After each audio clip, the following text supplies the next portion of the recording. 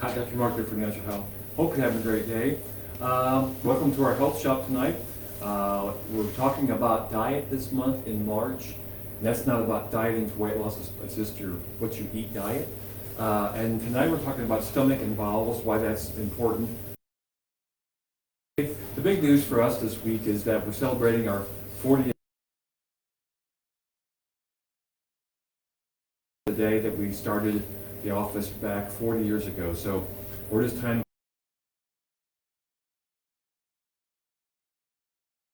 a lot of experience with people and patients and all kind of fun things. So we have answered a lot of questions about things. A lot of questions today.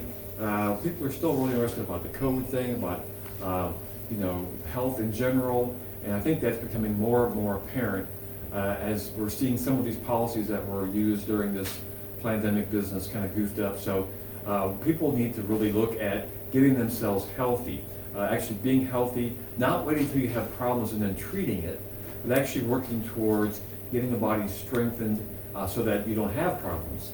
And that keeps us away from having to follow different things. So we're going to start talking about stomach and bowels tonight. And it's pretty important because people don't even realize a lot of times that the stomach, of course, has to do with digestion.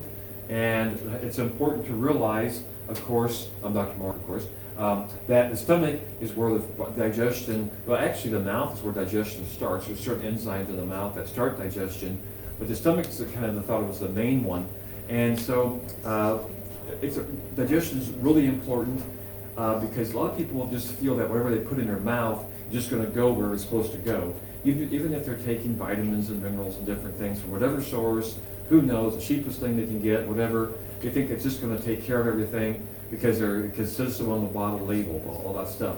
So what we find a lot in the office, actually probably is our number 2 problem in there somewhere, is people just don't digest well. Especially after the age of 35 to 40, you start losing the ability to produce stomach acid. And so what happens then, if you're not producing the right stomach acid when you eat, then the food that sits in there rots and putrefies, and that's what causes the acid that causes GERD, the acid reflux, all those kind of things. Now the medics, what they do, again, their allopathic medicine is looking at the opposite of symptoms, what that word means. So they're going to go in there and give you a PPI, proton pump inhibitor, to stop the stomach from producing hydrochloric acid, and that always helps the symptoms. The problem is it causes osteoporosis, one of the major side effects of that, and many other nutritional deficiencies because you're digesting and absorbing even less nutrition than you would normally, even if you didn't have that going on. So we work at it the other way. Now the problem comes in with the stomach in that when you have had GERD or those kind of things for a long time, the stomach lining gets kind of chewed up, and you have to rebuild the stomach lining. Then you can start working on building the body's ability to produce hydrochloric acid so that it can digest food and absorb food.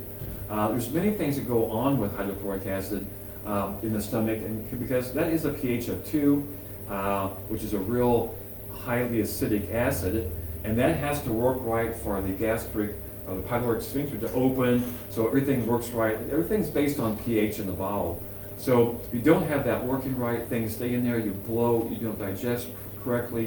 And there's a lot of things that we talk about in the office for our patients to help them digest correctly. I mean, they really don't cost anything, but it's just how we have to change our habits of what we do all the time. So most of the foods and meals that we get have the wrong combination of foods in them, and so you don't digest them very well. And yet, if you don't digest them very well, you don't absorb things very well. So we basically start with getting the glands to work correctly in the mouth, getting the esophagus to heal, using nutrition to help to heal the stomach lining, and then working on getting the stomach pH back up where it's supposed to be, so the body can absorb and digest nutrients. And then they'll go through the intestine as they should, and the right pH. So then the gallbladder works correctly, all the subsequent glands and things work correctly as the pH is correct in there. And then that helps even with constipation, those kind of things people have lower into the bowel. Now, if the pH is too high, meaning more of a basic pH, that lends to the yeast overgrowth. That brings us to the second part of things, This is a pretty quick fly through these things. We do get into a lot more detail when patients come in the office, but this is a quick thing for tonight. If the pH is too low, or actually the pH is too high, where the stomach acid is low, well then the bowel, then you have a yeast overgrowth, and you get into all the problems with that. And so the bowel, again, very important for all kinds of things where your probiotics are at. Probiotics help with a lot of B vitamin absorption, breaking down of other nutrients and things. The body can absorb them, minerals and all kinds of things at a normal microbiotic flora has going on in there. And to realize there are good yeasts and bad yeasts. So like Candida is one of the bad ones, but like yeast that makes bread, that's a good one. There's all kinds of goods and bads. So we want to have the good yeast in the gut that help with the body being healthy and not producing toxins. Many of like Candida, produce a lot of toxins that affect the body in many different ways. So we want to get all that worked out, and pH has a lot to do with that. Now the fun thing is that, a quick aside here, is that salt is an acid, and salt is sodium chloride. Now if you get the right kinds of salt, we're talking about sea salt here, or mineral salt, it has the minerals in there along with the sodium chloride. And chloride, of course, when you eat salt, will break down sodium chloride, and it can help to let the body or the stomach make hydrochloric acid, HCl. So all that's important. It's important to get some salt, not just, not a lot, but get some good mineral sea salt. The white table salt is a problem because there's no minerals in it. It works like white sugar. It just absorbs too quickly. It's all kind of problems. That can be a problem. But eating good quality mineral salt, sea salt, is much better and helps the body do a lot of good things. Helps the kidneys to work, helps with hydration. Hydration is correct. Not just drinking water, you have to have the minerals and the electrolytes there. Electrolytes are just a fancy name for salt, the salts. So a lot of good things go on if that's all working correctly. The bowels work correctly. They don't develop polyps and all that kind of thing because the bowel contents move correctly like they're supposed to. Things will just sit in there and rot and putrefy. And that's what causes inflammation of the bowel lining, which causes the polyps and all the other things that can develop into some nasty, nasty things. So again, natural health, we're looking at the cause of the problems, not just waiting until you have a problem and then treating it, and not even treating it very well, but just treating it a little bit so that they keep treating it. So we want to work towards getting people healthy and well, so their bodies are always healthy and can do real well. So I think that's a good little start for this month. A little more information on stomach and digestion. Again, don't forget, if you can, stop by this week at the office. We're having little taste testings every day this week. We have some drawings going on. Really love to see anybody out there who's even been patients in the past. Again, after 40 years, there's been a lot of patients come in. And so just real important to stop by if you can. If you have the time, to really appreciate it. Also, don't forget to check out our website at naturalhealthquincy.com, where that has a lot of videos on it that show what we're doing in the office now, because it has changed over the years, where what we've always done, chiropractic work and nutrition work, and they work so well together, but the nutrition work especially has developed into some very easy to do type things, and we're very efficient with the nutrition. So we use a small amount, work on the diet to get the patients eating correct foods so that they help themselves rather than cause themselves more problems. And even our chiropractic techniques have jumped in quality and advancement as we're using different things to help people out better and faster than ever. So we're here to help. Love to help anybody. Always, don't forget to give us a call, 217-228-2040. I think that's enough for tonight. Again, stop by if you can. I'll turn it over to Dr. Chip. He's got some more great information about stomach and bowels. Oops, I just hit that. There we go. All right, we're back. Okay, good. So we didn't crash it any time yet. So how's everybody doing tonight? I'm Dr. Chip. We will go ahead and keep rolling here. So the stomach and bowels, again, we kind of talked about digestion last week, about how, of course, it's very important for ourselves to be able to digest foods properly. And sometimes when we think about stomach, bowels, we think about digestion. We think about the organs kind of in this area, in our gut and everything.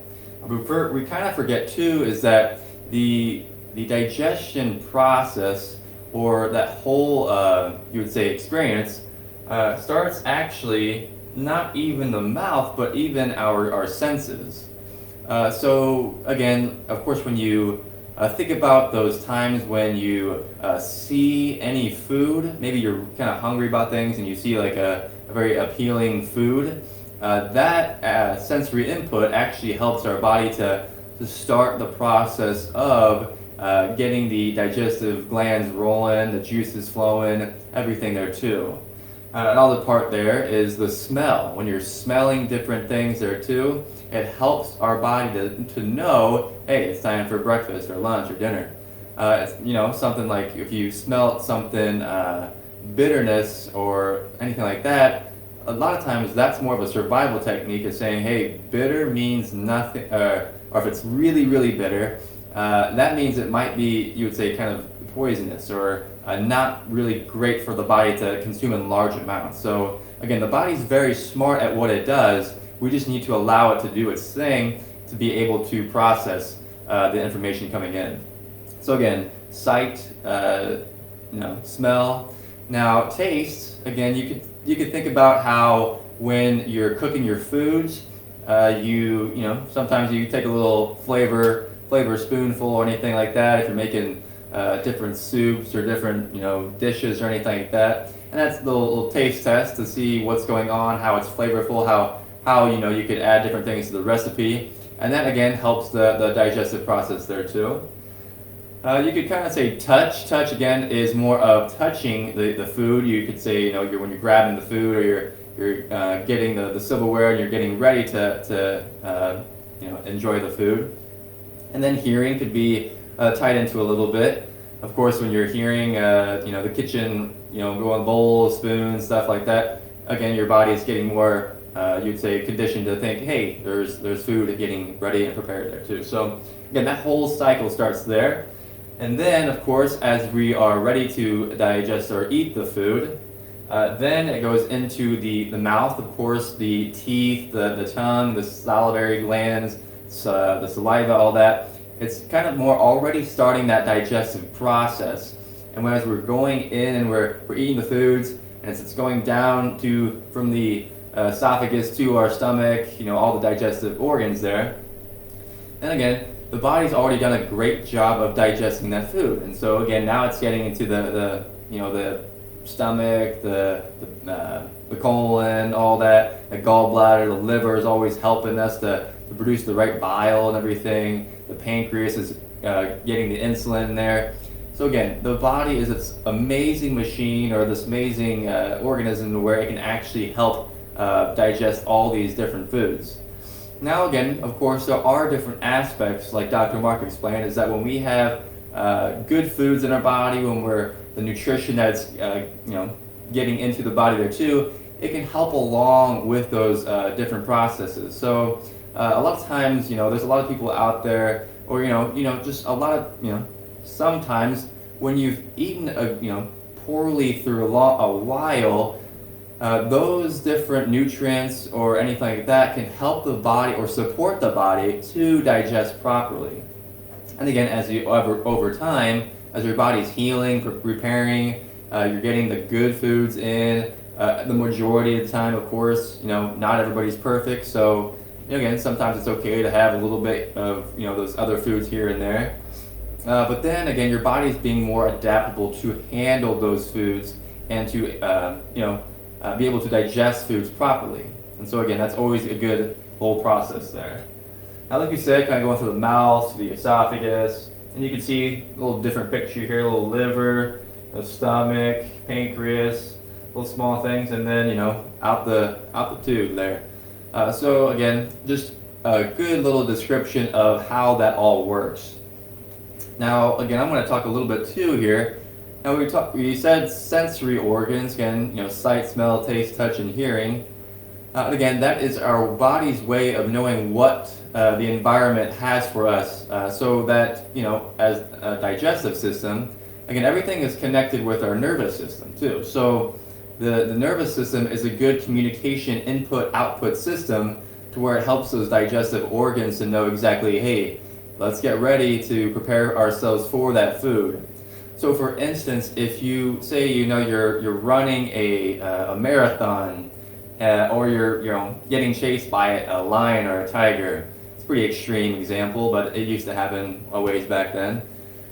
That helps, or that scenario is going to cause our body to go in a different mode, a different system, to where it's trying to run away from something or flee something. So that really is not very supportive for the digestive process, our rest and digestive system. So when we're able to, you would say, be able to help the nervous system to reboot or reset, calm, ease, then we're getting back into that more natural rhythm of being able to digest foods properly. And then again, when we are geared up to run that marathon or run away from a tiger, or if maybe you see a snake on the ground, you're gonna bolt the other way. Our body is very capable of adapting, and when when it does have that environmental input, the body wants to do its best to get away or flee, flight, or hide or anything. So it's shunting the blood from the internal systems or the organs into the extremities, so you can use those muscles or those body parts for that survival instinct. Now again, as we get everything reset, balanced back out, the nervous system's working properly, then we're getting proper communication from the brain to the body in order for those systems to work properly. And so when that is happening, then of course our organs and our different areas of the body are able to work more optimally. So again, it's just kind of a whole big picture there where, again, good foods, good nutrition, getting proper care, and again, balancing your body in certain ways. Here we use chiropractic technique. There's different techniques in the office that we use. But again, it's more about balancing your body well so that you're able to adapt to your environment. And again, much more about the adaptability. But in this month, we are talking about digestion. And so again, stomach and bowels is this week. So again, of course, I hope you learned a good amount. Again, a different perspective from other ways of seeing digestion. And the stomach and bowels, typically people think about different disorders and everything. But really, when you do get things balanced up, the body has a very good way of getting things back in a proper order, harmony, and then that helps to create health. So I think that is it for the workshop or the health shop here tonight. So you can always follow us at Natural Health Quincy IL at Facebook, YouTube, Brighteon, and Instagram. Please, if you would like more information about what we do in the office, recipes, information about just health in general, you can subscribe to our email list at naturalhealthquincy.com. And then the address is 2000 Jefferson Street in Quincy, Illinois, and the number is 217-228-2040. So again, thank you so much for watching, and have a great rest of the week.